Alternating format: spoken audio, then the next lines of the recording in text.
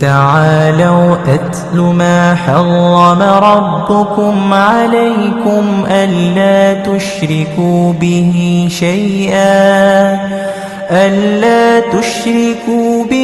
شيئا وبالوالدين إحسانا ولا تقتلوا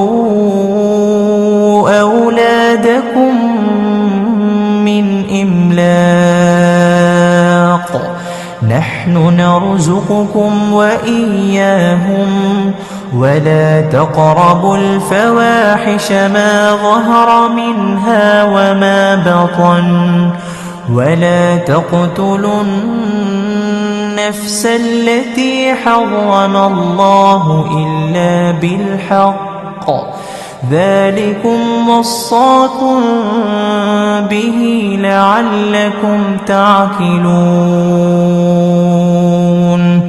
ولا تقربوا مال اليتيم إلا بالتي هي أحسن حتى يبلغ أشده وأوفوا الكيل والميزان بالقسط لا نكلف نفسا إلا وسعها وإذا قلتم فاعدلوا ولو كان ذا قربى وبعهد الله أوفوا ذلكم وصاكم به لعلكم تذكرون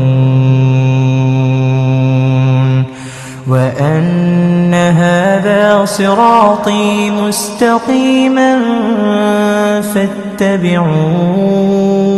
فاتبعوه ولا تتبعوا السبل فتفرق بكم عن سبيله ذلكم وصاكم به لعلكم تتقون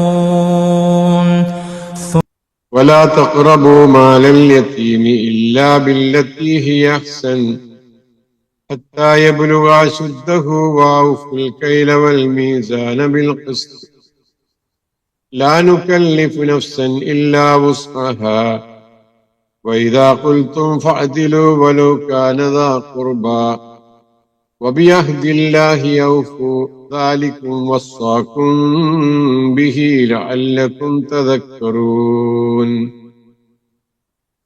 ആ ഭാഗത്താണ് നമ്മൾ ഉണ്ടായിരുന്നത്. അതിലിനി നമുക്ക് പറയാനുള്ള സംഗതി ഏഴാമത്തെ കാര്യമാണ്. അള്ളാഹു മനുഷ്യരെ നിങ്ങൾക്ക് വിരോധിച്ചിട്ടുള്ള കാര്യങ്ങൾ നിങ്ങൾക്ക് എണ്ണി പറഞ്ഞു തരാം എന്ന് പറഞ്ഞുകൊണ്ട് അള്ളാഹു പറയുന്ന വളരെ പ്രധാനപ്പെട്ട വിഷയങ്ങൾ, ചിലതൊക്കെ ചെയ്യരുത്, സമീപിക്കരുത് എന്നൊക്കെ രൂപത്തിലാണ് പറഞ്ഞിരിക്കുന്നത്. എന്നാൽ വേറെ ചില വിഷയങ്ങൾ നിങ്ങൾ ചെയ്യണം, നിങ്ങളുടെ ജീവിതത്തിൽ ഉണ്ടാകണം എന്ന് പറഞ്ഞുകൊണ്ടുള്ള ശൈലിയിലാണ്. അതില് പ്രധാനപ്പെട്ട ഒരു വിഷയം മാതാപിതാക്കളുമായുള്ള സംഗതികൾ പറഞ്ഞെടുത്ത് നിങ്ങളുടെ ജീവിതത്തിൽ നിങ്ങൾ ശ്രദ്ധിക്കണം എന്ന് പറഞ്ഞുകൊണ്ടാണ്, നിങ്ങൾ ഇഹ്സാൻ ചെയ്യണം എന്ന് പറഞ്ഞുകൊണ്ടാണ് ആ കാര്യങ്ങളെ സംബന്ധിച്ച് അവിടെ ബോധ്യപ്പെടുത്തിയത്. ഇവിടെ ഏഴാമത്തെ വിഷയത്തിലേക്ക് നമ്മൾ വരുമ്പോ വഔഫുൽ കൈല വൽ മീസാന ബിൽ ഖിസ്ത്, വഔഫു അൽ കൈല വൽ മീസാന ബിൽ ഖിസ്ത്, അളവും തൂക്കവും നിങ്ങൾ കൃത്യമായി പൂർത്തിയാക്കണം. ഔഫു നിങ്ങൾ പൂർത്തീകരിക്കുക. അൽ കൈല വൽ മീസാന, അളവ്, അൽ കൈൽ വൽ മീസാൻ, വൈലുൽ ലിൽ മുത്തഫിഫീൻ അല്ലദീന ഇദ ഖ്താലു അലന്നാസി യസ്തൗഫൂൻ വഇദ കാലൂഹും അവ്വസനൂഹും യുഖ്സിറൂൻ എന്നൊക്കെ പറഞ്ഞ കാലൂഹും ഇദഖ്താലു എന്നൊക്കെ പറഞ്ഞതിലുള്ള കൈലുൻ അളവാണ്. നിങ്ങളുടെ അളവും വൽ മീസാന തൂക്കവും ബിൽ ഖിസ്ത് നീതിപൂർവം നിങ്ങൾ പൂർത്തീകരിക്കേണ്ടതുണ്ട്. ഇനി മനുഷ്യൻ അവൻ സ്വന്തമായി ചെയ്യുന്ന ഇടപാടുകളിലേക്ക് കടന്നു വരികയാണ്. അള്ളാഹുവിനോടുള്ള ബാധ്യതയെ സംബന്ധിച്ച് പറഞ്ഞു. അത് കഴിഞ്ഞ് മാതാപിതാക്കളെ സംബന്ധിച്ച് സൂചിപ്പിച്ചു. അത് കഴിഞ്ഞ് മക്കളോടുള്ള കാര്യങ്ങളെ സംബന്ധിച്ച് എടുത്തു പറഞ്ഞു. അങ്ങനെ ഒരുപാട് മനുഷ്യനും തമ്മിലുള്ള ബന്ധത്തെ സംബന്ധിച്ച് ഒക്കെ പറഞ്ഞു വരുന്നു. അങ്ങനെ അവന്റെ സാധാരണ ഇടപാടുകളിൽ, കച്ചവടങ്ങളിൽ, കൊള്ളക്കൊടുക്കലുകളിൽ പാലിക്കേണ്ട വളരെ പ്രധാനപ്പെട്ട ഒരു വിഷയമാണ് അള്ളാഹു ഇവിടെ സൂചിപ്പിക്കുന്നത്. എന്താണത്? അളത്തത്തിലും തൂക്കത്തിലും നിങ്ങൾ കൃത്യത പുലർത്തണം, പൂർത്തിയാക്കണം എന്നാണ് പറഞ്ഞത്. അളന്നു കൊടുക്കുമ്പോഴും തൂക്കിക്കൊടുക്കുമ്പോഴും പൂർത്തിയാക്കണം. പൂർണ്ണമായി അവന് കിട്ടേണ്ട അവകാശം അങ്ങനെ തന്നെ കിട്ടണം. അളവിനും തൂക്കത്തിനും നമ്മൾ വിവിധ തരത്തിലുള്ള മാർഗങ്ങളാണ് ഉപയോഗിക്കുന്നത്. വലിയ സാധനങ്ങൾ തൂക്കാൻ വലിയ സാമഗ്രികളാണ്, ടൺ കണക്കിനുള്ള സാധനങ്ങൾ തൂക്കാൻ അതിന് അനുയോജ്യമായ സംഗതികളാണുള്ളത്. കിലോ കണക്കിനുള്ള സാധനങ്ങൾ തൂക്കാൻ അങ്ങനെയുള്ള തൂക്കാൻ പറ്റാവുന്ന തുലാസുകളും സംവിധാനങ്ങളും ഒക്കെയാണ് മനുഷ്യന്റെ മുമ്പിലുള്ളത്. വളരെ ചെറിയ വസ്തുക്കൾ വരെ മനുഷ്യൻ തൂക്കുന്നു. സ്വർണം തൂക്കുന്നത് അടച്ചിട്ട ഒരു ഭാഗത്ത് വെച്ച് അത്രയും ചെറിയ തൂക്കം യാതൊരു കലർപ്പുമില്ലാതെ തൂക്കാൻ പറ്റാവുന്ന രൂപത്തിലാണ്. കാറ്റുപോലും അങ്ങോട്ട് കടന്നു വരരുത് എന്നുള്ള നിലക്ക് അത് പൂർണ്ണമായി മടച്ച് അത് ഉള്ളിലുള്ള ആ കാറ്റ് കടക്കാത്ത രൂപത്തിൽ ചുറ്റുഭാഗവും ഗ്ലാസ് കൊണ്ടൊക്കെ മറച്ചിട്ടാണ് അവിടെ തൂക്കം നടത്താറുള്ളത്.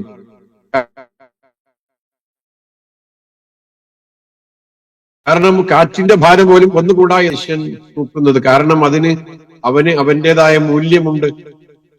അത് തൂക്കിക്കൊടുക്കുമ്പോ വളരെ കൃത്യത ആ വിഷയത്തിൽ വരുത്തും. ഒരു ചെറിയ ഗ്രാം പോലും മുന്നോട്ടോ പിന്നോട്ടോ അല്ലാത്ത രൂപത്തിൽ കൃത്യമായിട്ടാണ് മനുഷ്യൻ ചെയ്യുന്നത്. അത് നിങ്ങൾ സൂക്ഷിക്കേണ്ട ഒരു കാര്യം തന്നെയാണ് എന്ന് ഓർമ്മപ്പെടുത്തുകയാണ്. ഇങ്ങനെയാണ് ആ തരത്തിലുള്ള ഒരു അളവും തൂക്കവും ഒക്കെയാണ് നിങ്ങളുടെ ജീവിതത്തിൽ ഉണ്ടാകേണ്ടത്. കാരണം അത് മറ്റുള്ളവരുടെ അവകാശങ്ങളാണല്ലോ. നിങ്ങൾ അവർക്ക് അളന്നു കൊടുക്കുമ്പോൾ, തൂക്കിക്കൊടുക്കുമ്പോൾ പ്രത്യേകിച്ചു. അതുകൊണ്ടാണ് വൈലുല്ലിൽ മുത്തഫിഫീൻ അല്ലദീന ഇദക്താലു അലന്നാസി യസ്തൗഫൂൻ വഇദാ കാലൂഹും വവസനൂഹും യുഖ്സിറൂൻ എന്ന് ഖുർആൻ പറഞ്ഞത്. ആളുകളിൽ നിന്ന് ഇങ്ങോട്ട് അളന്നു വാങ്ങുകയാണെങ്കിൽ അത് പൂർണ്ണമായിട്ടും വാങ്ങും. അത് 1 കിലോ ഉണ്ടോ 2 കിലോനുണ്ടോ, ആ സൂചി കറക്റ്റായിട്ടാണ് നിൽക്കുന്നത് എന്ന് നോക്കും. അങ്ങോട്ട് അളന്നു കൊടുക്കുകയോ തൂക്കിക്കൊടുക്കുകയോ ചെയ്യുമ്പോൾ അത്ര ശ്രദ്ധിച്ചോളണമെന്നില്ല. ഒരുപക്ഷെ അത് കൃത്യമായിട്ട് ആയിക്കൊള്ളണമെന്നില്ല. അങ്ങനെ വരരുത്. യുഹ്സിറുൻ, കുറവ് വരുത്തുകയും ചെയ്യുന്നു. അങ്ങനെ സംഭവിച്ചുകൂടാ. അത് വലിയ തെറ്റാണെന്ന് മാത്രമല്ല, അത്തരത്തിലുള്ള ആളുകളോട് ഖുർആൻ ചോദിക്കുന്നത് അലാ യദുന്നു ഉലൈക അന്നഹും മബ്ഊസൂൻ ലിയൗമിൻ അലീം യൗമ യഖൂമുൻ നാസു ലിറബ്ബിൽ ആലമീൻ. അക്കൂട്ടർ വിചാരിക്കുന്നില്ലേ ഒരു വമ്പിച്ച ദിവസത്തേക്ക്, അഥവാ ലോകരക്ഷിതാവിലേക്ക് മനുഷ്യൻ എഴുന്നേറ്റ് വരുന്ന ദിവസം തങ്ങൾ എഴുന്നേൽപ്പിക്കപ്പെടുന്നവരാണ്, അവിടെ അവർ ഒരുമിച്ച് കൂട്ടപ്പെടുന്നവരാണ് എന്ന് മനുഷ്യൻ ആലോചിക്കുന്നില്ല എന്ന് ഒരു വല്ലാത്ത ചോദ്യമാണ് അവിടെ ചോദിച്ചത്. നിങ്ങൾക്ക് പരലോകത്തേക്ക് വരണ്ടേ, പടച്ചോനെ കാണാൻ വരണ്ടേ? ഇങ്ങനെ ഒരു ചിന്തല്ലേ? നമ്മള് ചില വീഡിയോ ഒക്കെ കണ്ടിട്ടില്ലായിരുന്നു. അളന്നു കൊടുക്കുമ്പോ തൂക്കിക്കൊടുക്കുമ്പോ ഒക്കെ ആളുകൾക്ക് കുറവ് വരുത്തുന്ന വിധത്തിൽ അവന്റെ കൈയുടെ ഭാഗത്ത് ഒരു ചെറിയ കട്ടിങ് കൂടെ എടുത്തു വെച്ച് അവിടെ ഭാരം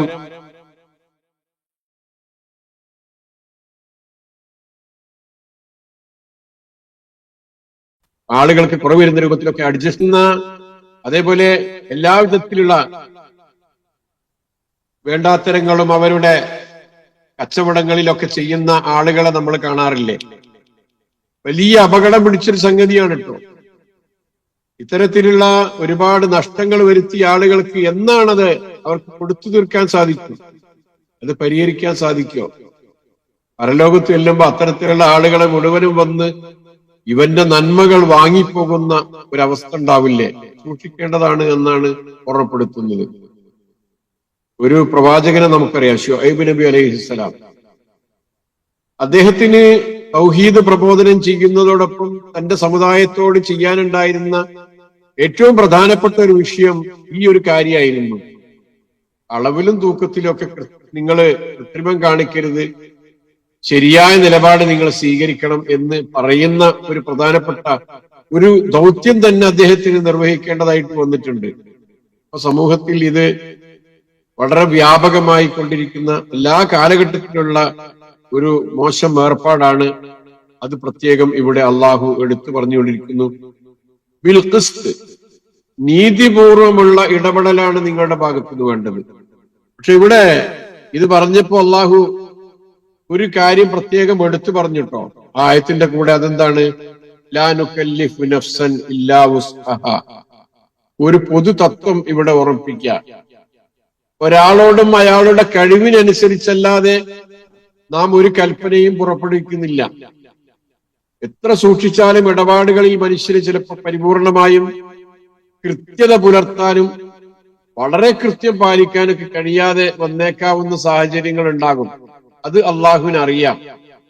ലാ നുകല്ലിഫു നഫ്സൻ ഇല്ലാ വുസ്അഹാ. അവന്റെ കഴിവിന്റെ പരമാവധി അളത്തത്തിലും തൂക്കത്തിലും ഒക്കെ വളരെ ശ്രദ്ധിക്കുക എന്നുള്ളതാണ് അവന് ബാധകമാകേണ്ട കാര്യം. തൂക്കി കളന്നു കൊടുക്കുമ്പോൾ മുകളിലൂടെ ഒരല്പം ഒഴുകിപ്പോയി എന്ന് വിചാരിക്കുക, അല്ലാതെ അവന്റെ കഴിവിൽ പെടാത്ത രൂപത്തിലൊക്കെ എന്തെങ്കിലും സംഭവിച്ചു എന്ന് വിചാരിക്കുക. അത് പടച്ചോൻ പൊറുക്കും.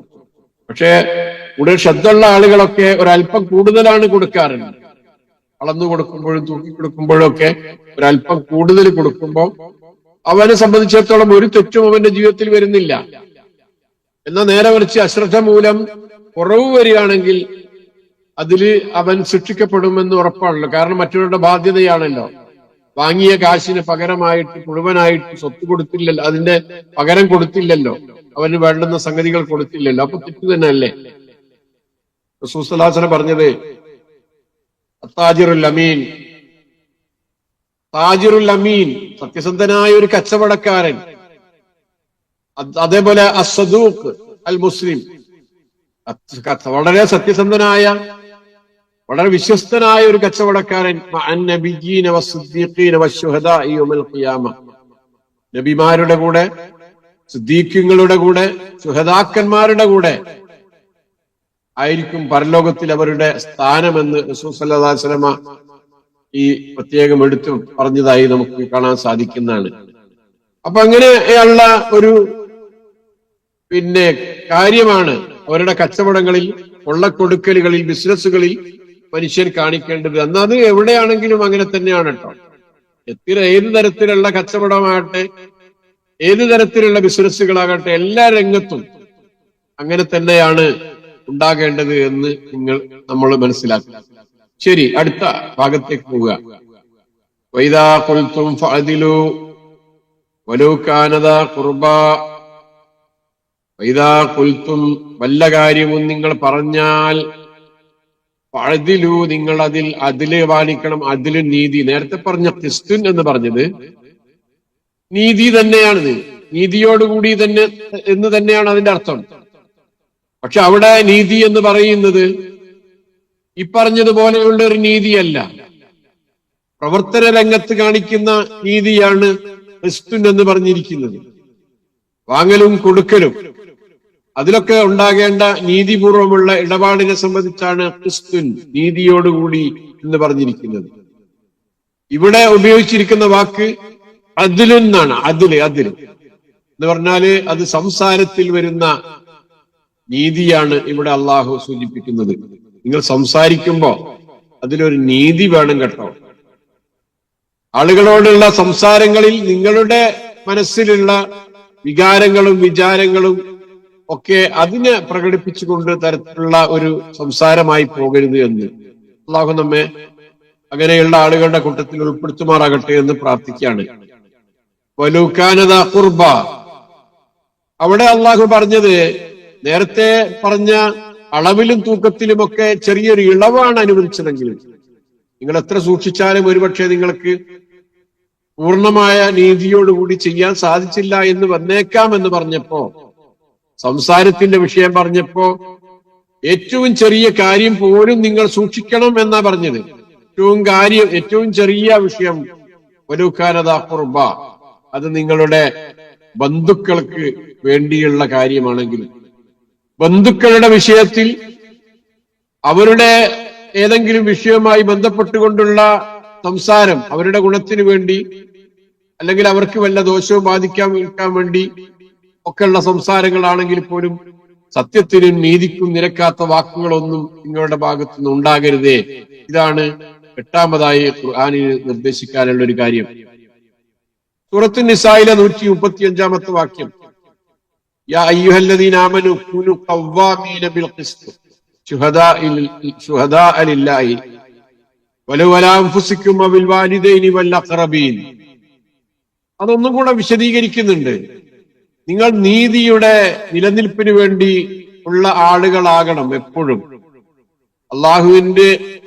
അള്ളാഹുവിന്റെ സാക്ഷികളായി പടച്ചവന്റെ കാര്യങ്ങൾ ഇവിടെ പുലർത്തുന്ന, ജീവിക്കുന്ന, പറയുന്ന ആളുകളായി എന്നും നീതിയുടെ വാക്താക്കളായി നിങ്ങൾ നിൽക്കണേ വിശ്വാസികളെ.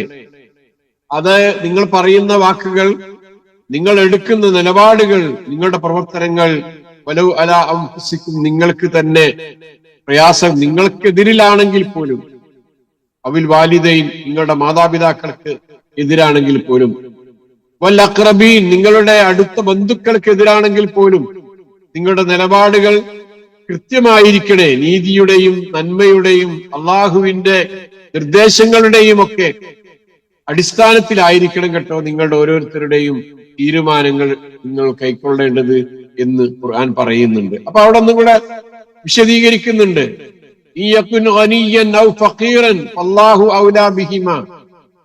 അവൻ വനീയ ധനികനാകട്ടെ ഫക്കീറാകട്ടെ അവരെക്കാളൊക്കെ എത്രയോ മേലെയാണല്ലോ അള്ളാഹു ഉള്ളത്. അതുകൊണ്ട് സാമ്പത്തികമായ എന്തെങ്കിലും ലാഭങ്ങൾ ആഗ്രഹിച്ചുകൊണ്ട് നന്മക്ക് എതിരായി, നീതിക്കെതിരായി, സത്യത്തിനെതിരായി നിങ്ങൾക്ക് വേണ്ടിയോ നിങ്ങളുടെ മാതാപിതാക്കൾക്ക് വേണ്ടിയോ നിങ്ങളുടെ അടുത്ത ബന്ധുക്കൾക്ക് വേണ്ടിയോ വാദിക്കുന്ന, അതിനുവേണ്ടി നിങ്ങൾ സത്യത്തെ അതിനെ ധിക്കരിക്കുന്ന, സത്യത്തിനെതിരായി പ്രവർത്തിക്കുന്ന ആളുകളാകരുത് കേട്ടോ എന്ന് അള്ളാഹു പ്രത്യേകം എടുത്തു പറയുന്നത് സൂറത്തുൻ നിസായിൽ നമുക്ക് കാണാൻ സാധിക്കുന്നതാണ്. വിശദീകരണം ആവശ്യമില്ല, നമുക്കറിയാവുന്ന വിഷയം. 9ാമത്തെ കാര്യത്തിലേക്ക് പോകുന്നു. അതെന്താണ്? ചെറിയൊരു സംഗതിയാണത്. 2 വാക്കിൽ പറയാവുന്ന ഒരു സംഗതിയാണ് 9ാമത്തെ കാര്യം. വബിയഹ്ദില്ലാഹി ഔഫു. വിശദീകരണം ഒന്നും വേണ്ട. വബിയഹ്ദില്ലാഹി, അള്ളാഹുവിന്റെ അഹ്ദുകളെ, അള്ളാഹുവിന്റെ കരാറുകളെ ഔഫു, നിങ്ങൾ നിറവേറ്റുവിൻ. ഔഫു അത് നേരത്തെ വന്നു, പൂർത്തീകരിക്കണം എന്ന്. നിങ്ങളൊരു സംഗതി, ഒരു കരാറ്, ഒരു വാഗ്ദാനം, അത് നിങ്ങൾ എടുത്തിട്ടുണ്ടെങ്കിൽ നിങ്ങളത് പൂർത്തീകരിക്കണം കേട്ടോ. പ്രത്യേകിച്ച് അള്ളാഹുവുമായിട്ടുള്ള കരാറുകൾ, ആ കരാറുകൾ നിങ്ങൾ നിറവേറ്റണം. അള്ളാഹുമായുള്ള കരാറ് എന്നത് വിശ്വാസിയാകുമ്പോ പടച്ചവനോട് ചെയ്യുന്ന കരാറുകളുണ്ട്. അവന്റെ ആരാധനാ കർമ്മങ്ങളിലൊക്കെ അവൻ അള്ളാഹുവിനെ മുൻനിർത്തി ഒരുപാട് കരാറുകൾ, പ്രതിജ്ഞകൾ ദിനേന എന്നോളം അവൻ ചെയ്തുകൊണ്ടിരിക്കുന്നുണ്ട്. മറ്റുള്ളവരുടെ മുമ്പാകെ വെച്ചുകൊണ്ട് അള്ളാഹുവിനെ സാക്ഷ്യപ്പെടുത്തിക്കൊണ്ട് പല വിഷയങ്ങളും അവൻ അവതരിപ്പിക്കുന്നുണ്ട്.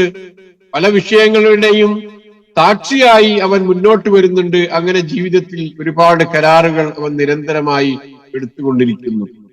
ഇങ്ങനെ അള്ളാഹുവിനോട് നേരിട്ടും അള്ളാഹുവിനെ മുൻനിർത്തിയും ചെയ്യുന്ന പ്രതിജ്ഞകളും അതേപോലെ അവന്റെ മറ്റു കരാറുകളുമൊക്കെ തന്നെ അവന്റെ ജീവിതത്തിൽ പുലർത്തി വരേണ്ടതാണ് എന്ന് ഒരു 2 വാക്കിൽ നമ്മൾ ഓർമ്മപ്പെടുത്തുന്നു. അള്ളാഹുവിനോടുള്ള കരാറുകൾ നിങ്ങൾ പൂർത്തീകരിക്കണം എന്നാണ് അവിടെ പറഞ്ഞത്. വേറൊരായത്തിൽ നിങ്ങൾ പരസ്പരം കരാർ അഥവാ ഉടമ്പടി നടത്തിയാൽ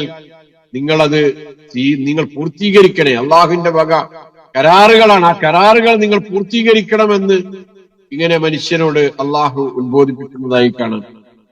റസൂലുള്ളാഹി പറഞ്ഞു, മനുഷ്യനിൽ 4 കാര്യങ്ങൾ ഉണ്ടായാൽ അവൻ തനി കപട വിശ്വാസിയാകും. അവയിൽ ഒന്നുണ്ടായാൽ കാപട്യത്തിന്റെ ഒരു കാര്യം അവനിൽ ഉണ്ടാകുന്നതാണ്. കാപട്യത്തിന്റെ ഒരു കാര്യം അവനിൽ ഉണ്ടാകും. 1 ഉണ്ടായാല്. 2 ഉണ്ടായാല് കാപട്യത്തിന്റെ 2 ലക്ഷണങ്ങളുള്ളവനാകും. 3 കാര്യങ്ങൾ ഉണ്ടായാൽ അവൻ മുനാഫിക്കിന്റെ 3 ലക്ഷണങ്ങളുള്ളവനാണ്. 4 ഉണ്ടായാൽ മുനാഫിക്കിന്റെ 4 ലക്ഷണങ്ങളുമുള്ള പൂർണ്ണമായ കപടവിശ്വാസിയാകും അവൻ എന്ന് റസൂൽ സ്വല്ലല്ലാഹു അലൈഹി വസല്ലം പറഞ്ഞിട്ടുണ്ടല്ലോ. അതെന്തൊക്കെയാണത്? അതിൽ പറഞ്ഞ പ്രധാനപ്പെട്ട ഒരു വിഷയമാണ് കരാറുകൾ അത് പാലിക്കാതിരിക്കുക, വാഗ്ദത്തം ചെയ്താൽ അതിൽ ലംഘിക്കുക, കരാറുകൾ പൂർത്തീകരിക്കാതിരിക്കുക, വർത്തമാനത്തിൽ കളവ് പറയുക. 4-ാമത്തെ വിഷയം തമ്മിൽ പിണങ്ങിയാൽ തോന്നിയാസം പ്രവർത്തിക്കുകയും ചെയ്യുക. എന്നിങ്ങനെ അള്ളാഹുവിന്റെ പ്രവാചകൻ സല്ലല്ലാഹു അലൈഹി വസല്ലമ ഒരു വിശ്വാസിയെ അള്ളാഹു ഉണർത്തുന്നുണ്ട്. അതില് കപടവിശ്വാസിയായി പോകുന്ന ഒരു കാര്യമാണ് ഇത്, കരാറുകൾ പാലിക്കാതിരിക്കുക എന്നുള്ളത്. വാഗ്ദത്തം ചെയ്താൽ ലംഘിക്കുക എന്നുള്ളത് അത് കപടവിശ്വാസത്തിന്റെ ലക്ഷണമാണ്. വിശ്വാസിയല്ല, വിശ്വാസത്തിൽ നിന്ന് പുറത്തേക്ക് പോകുന്ന കപടവിശ്വാസിയായി പോകുന്ന ആളുടെ ലക്ഷണങ്ങളായിട്ടാണ് അള്ളാഹുവിന്റെ പ്രവാചക സല്ലല്ലാഹു അലൈഹി വസല്ലം എണ്ണിയത് എന്ന് നമ്മൾ ഓർക്കുമ്പോൾ വളരെ പ്രധാനപ്പെട്ട ഒരു സംഗതി. 10-ാമത്തെ ആ വിഷയം നമ്മൾ അടുത്ത ആയത്തിലാണ് കാണുന്നത്. ഈ ആയത്തിന്റെ അവസാന ഭാഗം നമ്മൾ നേരത്തെ പറഞ്ഞു പോയതാണ്. എന്തായിരുന്നു നമ്മൾ പറഞ്ഞത്? ദാലിക്കും വസ്വാക്കും ബിഹി ലഅല്ലക്കും തദക്കറൂൻ. ഇതൊക്കെ നിങ്ങൾക്ക് അറിയാവുന്ന കാര്യങ്ങൾ തന്നെയാണ്. എന്തൊക്കെ? യതീമിന്റെ സ്വത്ത്, അതിനോട് നിങ്ങൾ നല്ല രൂപത്തിൽ അടുക്കാൻ പാടുള്ളൂ. നിങ്ങളുടെ അളവും തൂക്കവും ഒക്കെ കൃത്യമായിരിക്കണം. അതേപോലെ നിങ്ങളുടെ സംസാരത്തിൽ നീതി വരണം. അള്ളാഹുമായുള്ള കരാറുകൾ നിങ്ങൾ പാലിക്കണം. ഈ 4 കാര്യങ്ങൾ അള്ളാഹു പറഞ്ഞിട്ട് നമ്മളെ ഓർമ്മപ്പെടുത്തുന്ന വിഷയം, അള്ളാഹു നമുക്ക് ശ്രദ്ധിച്ച് മനസ്സിലാക്കാൻ വേണ്ടി, നിങ്ങൾ ഓർമ്മിക്കാൻ വേണ്ടി അള്ളാഹു നിങ്ങൾക്ക് നൽകുന്ന ഉപദേശമാണിത് എന്ന് പറഞ്ഞുകൊണ്ടായതാണ് അള്ളാഹു ഇവിടെ അവസാനിപ്പിക്കുന്നത്. അപ്പൊ നമുക്കറിയാവുന്ന കാര്യങ്ങൾ ഒന്നുകൂടെ ഓർമ്മിക്കാം. അതൊക്കെ നമ്മളെ ഒന്നുകൂടെ അള്ളാഹു ഇവിടെ അത് ഓർമ്മിപ്പിക്കാനുള്ള ഒരു അവസരം ഉണ്ടാക്കുകയാണ് ചെയ്യുന്നത് എന്ന് നമ്മൾ മനസ്സിലാക്കി. 10-ാമത്തെ വിഷയം അടുത്ത ആയത്തിൽ നമ്മൾ കാണുന്നത്, 153-ാമത്തെ ആയത്തിൽ നമ്മൾ കാണുന്നത്, വഅന്ന ഹാദാ സിറാത്തി മുസ്തഖീമ ഫത്തബിഊഹു വലാ തത്തബിഉസ് സുബുല ഫതഫറഖ ബിക്കും അൻ സബീലിഹി ദാലികും വസ്വാഖും ബിഹി ലഅല്ലകും തത്തഖൂൻ. വഅന്ന ഹാദാ സിറാത്തി മുസ്തഖീമ, ഇതത്രേ എന്റെ നേരായ പാത. ഏതാണ് എന്റെ നേരായ പാത എന്ന് പറയുന്നത്? മുകളിൽ പറഞ്ഞ 9 കാര്യങ്ങൾ അടങ്ങിയ വളരെ കൃത്യമായ ഒരു സംവിധാനം, വളരെ കൃത്യമായ ഒരു മാർഗരേഖ നിങ്ങളുടെ മുമ്പിൽ വരച്ചു കാണിച്ചല്ലോ. അള്ളാഹുവിനെ മാത്രമേ ആരാധിക്കാവൂ, അവനോട് പങ്കു ചേർക്കരുത്, മാതാപിതാക്കൾക്ക് നന്മ ചെയ്യണം, മക്കളെ കൊല്ലരുത്, അവരോട് നന്മ ചെയ്യണം എന്ന് തുടങ്ങിയിട്ടുള്ള ഒരുപാട് മനുഷ്യർ തമ്മിലുള്ള ഏറ്റവും പ്രധാനപ്പെട്ടത്, മനുഷ്യനെ കൊല ചെയ്യരുത്, അവരോട് അതിക്രമം കാണിക്കരുത്, മ്ലേച്ഛതരുത്, അളത്തത്തിലും തൂക്കത്തിലുമൊക്കെ കൃത്രിമം കാണിക്കരുത്, അതേപോലെ സംസാരത്തിൽ നന്മ പുലർത്തണം തുടങ്ങിയ ഈ കാര്യങ്ങളുണ്ടല്ലോ. ഇത് ശരിയായ പാതയാണ്, ശരിയായ പാതയിൽ പോകാനുള്ള സംഗതികളാണ്. മറ്റൊന്നും തിരഞ്ഞു പോകേണ്ടതില്ല. അന്ന ഹാദാ സിറാത്തി മുസ്തഖീമ, ഇത് ഈ സിറാത്ത് മുസ്തഖീമാണ്, നേരെ ചൊവ്വയുള്ള ഒരു വഴിയാണിത്. ഫത്തബിഊഹു, ആ വഴിയെ നിങ്ങൾ പിന്തുടരുക. വലാ തത്തബിഉസ് സുബുല, വേറെ ഒരുപാട് സുബുലുകളുണ്ട്. സബീലുൻ എന്നുള്ളതിന്റെ ബഹുവചനമാണ് സുബുലുൻ എന്നുള്ളത്. വഴികൾ എന്നാണ്, മാർഗങ്ങൾ എന്നാണ്. മറ്റുള്ളത് കുറെ മാർഗങ്ങളുണ്ട്, അതിനെ നിങ്ങൾ പിന്തുടരരുത്. ഇവിടെ അള്ളാഹു കൃത്യമായി പഠിപ്പിക്കുന്ന, പരിശുദ്ധ ഖുർആൻ നിർദ്ദേശിച്ചിരുന്ന ആ കാര്യങ്ങളുടെ പിന്നാലെ പോവുക. അല്ലാത്ത കാര്യങ്ങൾ പിന്തുടരുമ്പോൾ നമ്മൾ ഇന്ന് സമൂഹത്തിൽ കാണുന്നില്ലേ എത്ര മോശമായിട്ടാണ് പല വിഷയങ്ങളും, പഴയ അന്ധവിശ്വാസത്തിലേക്കൊക്കെ ആളുകളെ തിരിച്ചു കൊണ്ടുപോകുന്ന ഒരുപാട് പ്രവർത്തനങ്ങൾ നമ്മൾ ഇന്ന് സമൂഹത്തിൽ കണ്ടുകൊണ്ടിരിക്കുന്നുണ്ടല്ലോ. അവിടൊക്കെ അബദ്ധങ്ങൾ സംഭവിക്കുന്നു. ഇവിടെ പരിശുദ്ധ ഖുർആനിന്റെ കൃത്യമായ വഴികൾ നമ്മുടെ മുമ്പിലുണ്ട്, നിർദ്ദേശങ്ങൾ നമ്മുടെ മുമ്പിലുണ്ട്. അത് അനുസരിച്ച് മുന്നോട്ട് പോവുക, ഇതാണ് നമ്മെ സംബന്ധിച്ചിടത്തോളം ആവശ്യമുള്ളത് എന്നത്. ആ കൃത്യമായ വഴിയെ അള്ളാഹു ഇവിടെ ഉറപ്പെടുത്തിക്കൊണ്ട് നമ്മളെ പഠിപ്പിക്കുക. നമ്മൾ നേരത്തെ പറഞ്ഞു പോയ ഒരു വിഷയമാണ് സിറാത്തുൽ മുസ്തഖീമിനെ സംബന്ധിച്ച്. സിറാത്തുൽ മുസ്തഖീം എന്ന് പറഞ്ഞാൽ അതാണ് ഇസ്ലാം, അല്ലെങ്കിൽ ഇസ്ലാം എന്നാണ്. വഹന്നാദാ സിറാത്തി മുസ്തഖീമ. അഥവാ ഇത് ഇസ്ലാം എന്ന മാർഗമാണ്, എന്ന വഴിയാണ്. അലാ മൻഹജിൻ വദീനിൻ ഖവീമിൻ. ഈ ദീന്, ഈ മൻഹജ് എന്ന് പറയുന്ന ഇസ്ലാമാകുന്ന മൻഹജാണ് നമ്മുടെ മുമ്പിലുള്ളത്. ഇസ്ലാമാകുന്ന ഒരു ദീനാണ് നമ്മുടെ മുമ്പിലുള്ളത്. അത് മുസ്തഖീമാണ്, നേരെ ചൊവ്വയുള്ളതാണ്. ഇതല്ലാത്ത മറ്റൊരു മൻഹജ് ഇല്ല, ഇതല്ലാത്ത മറ്റൊരു ദീനില്ല, ഇതല്ലാത്ത മറ്റൊരു മാർഗം നമുക്ക് പിന്തുടരാനില്ല. നമുക്ക് പിന്തുടരാനുള്ളത് ഇസ്ലാമാകുന്ന പരിശുദ്ധ ഖുർആൻ നമ്മുടെ മുമ്പിൽ നിർദ്ദേശിച്ചിരുന്ന മാർഗങ്ങൾ മാത്രമാണ്. സൂറത്ത് ശൂറയിലുള്ള കുറെ വാക്യങ്ങൾ ഇതുമായി ബന്ധപ്പെട്ടുകൊണ്ട് വന്ന സംഗതികളാണ്.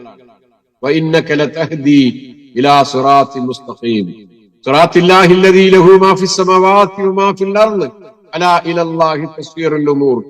ഈ മതം വിശാലമാണ്, നേരായതുമായ ഒരു രാജപാതയാണ്.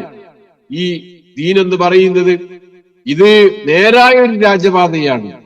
ഈ രാജപാത എല്ലാരെയും ഉൾക്കൊള്ളാൻ പറ്റാവുന്ന വിധത്തിലാണ്. ഇവിടെ തിക്കും തിരക്കുമില്ല. അപകടങ്ങളുടെയും ദുരന്തങ്ങളുടെയും എല്ലാ നിയമങ്ങളും വിധികളും ഒക്കെ ഉൾക്കൊള്ളുന്ന വളരെ കൃത്യമായ ഒരു പാതയാണ്. ഇവിടെ ഈ വഴിയിൽ അപകടങ്ങൾ പതിയിരിക്കുന്നില്ല. എന്നാൽ വഴി മാറിപ്പോകുമ്പോഴാണ് അപകടങ്ങളുടെ ജീവിതത്തിലേക്ക് വരുന്നത്. ഇതിന് ഇവിടെ വഴിമുടക്കുന്നവരായിട്ട് പലപ്പോഴും നമ്മൾ കാണുന്നത് പിശാചുക്കളെയാണ്.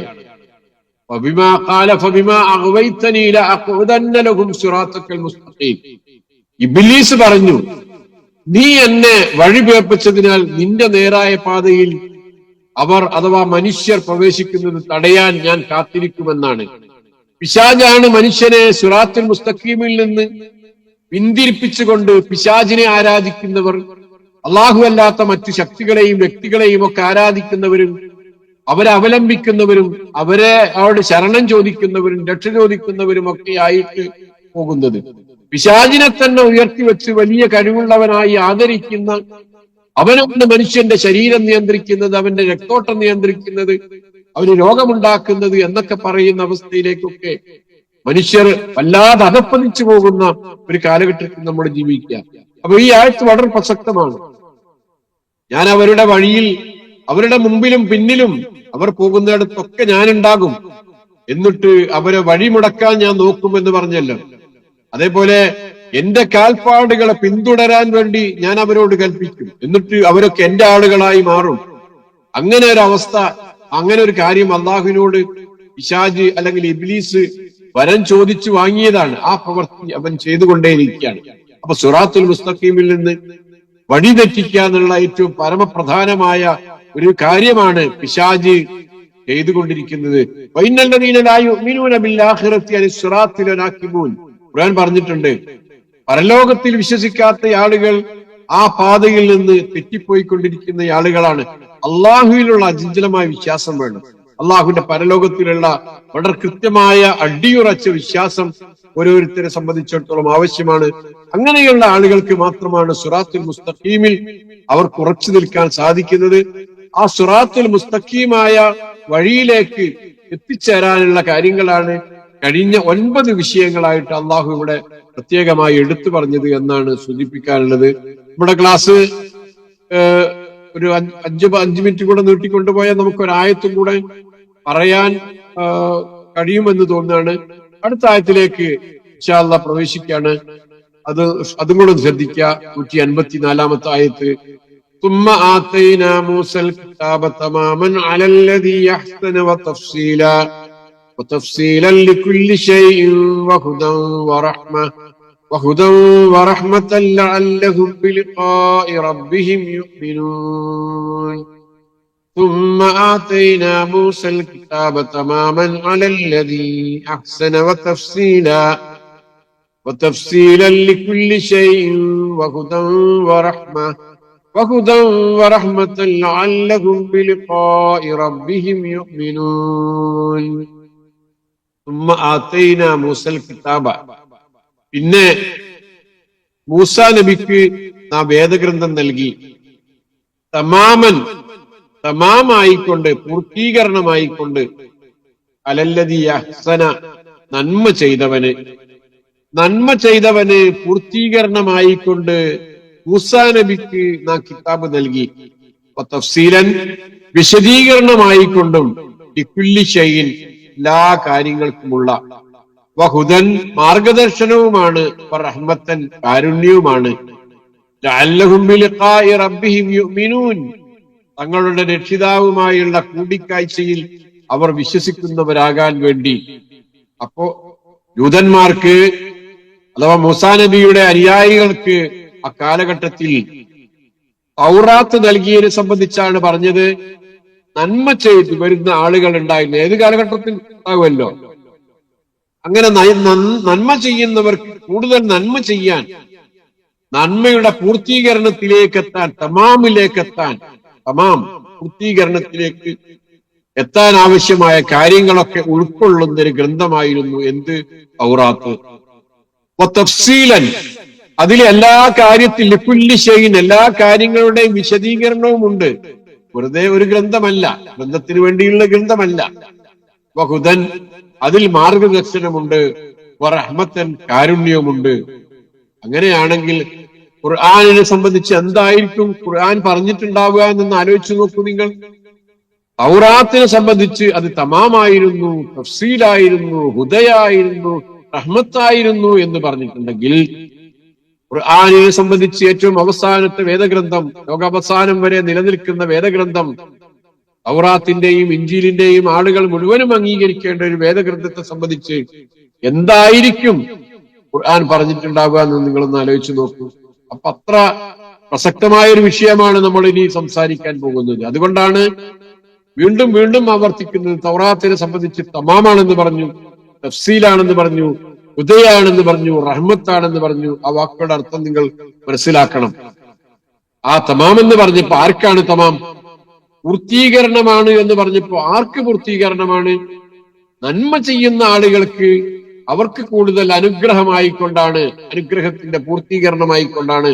അങ്ങനെയുള്ള ആളുകൾക്ക് ആ ഗ്രന്ഥം നോക്കിയിട്ടുണ്ടായിരുന്നെങ്കിൽ അവർക്ക് കൂടുതൽ നന്മ ചെയ്യാൻ സാധിക്കുമായിരുന്നു. തഫ്സീലൻ ഒരുപാട് വിശദീകരണങ്ങൾ അതിൽ നൽകപ്പെടുന്നുണ്ട്. അതേപോലെ അത് മാർഗദർശന ഗ്രന്ഥമാണ്, കാരുണ്യമായിക്കൊണ്ടാണ് ആ ഗ്രന്ഥം അവതരിപ്പിക്കപ്പെട്ടിരിക്കുന്നത്. ഇതൊക്കെ എന്തിനാണ് അവർക്ക് നൽകിയെന്നറിയോ? അവർക്കെന്നല്ല, ഏതൊരു കാലഘട്ടത്തിലും അവതരിപ്പിക്കപ്പെട്ട വേദഗ്രന്ഥം എന്തിനാണ് ആ സമൂഹത്തിന് നൽകുന്നത്? ലഅല്ലഹും ബിലിഖാഇ റബ്ബിഹിം യുഅ്മിനൂൻ അള്ളാഹുവുമായുള്ള കൂടിക്കാഴ്ചയെ അവർ വിശ്വസിക്കണം. പടച്ചോനുമായിട്ടുള്ളൊരു കൂടിക്കാഴ്ച വരാനുണ്ട്. ആ കൂടിക്കാഴ്ചയാണ് എന്റെ ജീവിതത്തിലെ മുഖ്യ ലക്ഷ്യം.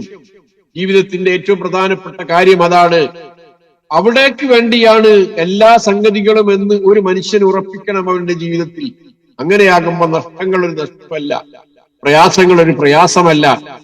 ഇത്ര തന്നെ സങ്കടപ്പെട്ടാലും അതിനൊക്കെ ഒരു പരിധിയുണ്ട്, അതിനൊരു അതിരുണ്ട്. അത് അവസാനിച്ചാൽ പിന്നീട് എന്റെ റബ്ബിന്റെ മുമ്പിൽ വെച്ച് ഈ കാര്യങ്ങളൊക്കെ എനിക്ക് സ്വീകരിക്കാൻ, അല്ലെങ്കിൽ നന്മകൾ ചെയ്തതിന് അതിന് പ്രതിഫലം നേടാൻ ആ റബ്ബുമായുള്ള കൂടിക്കാഴ്ച വരുന്നുണ്ടല്ലോ എന്ന വളരെ സന്തോഷകരമായ ഒരു വിചാരം അവന്റെ മനസ്സിലുണ്ടാകണം. അതാണ് ഏറ്റവും പ്രധാനപ്പെട്ട വിഷയം. ആ വിഷയമാണ് ഇവിടെ സൂചിപ്പിക്കുന്നത്. അവിടെ സുമ്മ എന്ന് പറഞ്ഞത് അത് പിന്നെ എന്നാണ് വാക്കിന്റെ അർത്ഥം. സാധാരണ നമ്മൾ പിന്നെ എന്ന് പറയുമ്പോൾ ഒരു കാര്യം കഴിഞ്ഞ് അടുത്തത് എന്ന അർത്ഥത്തിലുള്ള ഒരു കാലഘട്ടത്തെ സൂചിപ്പിക്കുന്ന ഒരു പദമല്ല. ഒരു വിഷയത്തിൽ നിന്ന് വേറൊരു വിഷയത്തിലേക്ക് മാറുകയാണ്. അതാണ് ഇവിടെ സുമ്മ എന്ന് പറഞ്ഞത്. ഇതുവരെ നമ്മൾ പറഞ്ഞു വന്ന വിഷയമല്ല ഇവിടെ പറയുന്നത്, മറ്റൊരു വിഷയത്തിലേക്ക് നമ്മൾ മാറുകയാണ്. ആ വിഷയം എന്താണ്? വേദഗ്രന്ഥങ്ങളുമായി ബന്ധപ്പെട്ട വിഷയമാണ്. ഇത് പ്രാഥമികമായിട്ട് പറഞ്ഞിട്ട് ഞാൻ നിർത്തുകയാണ്.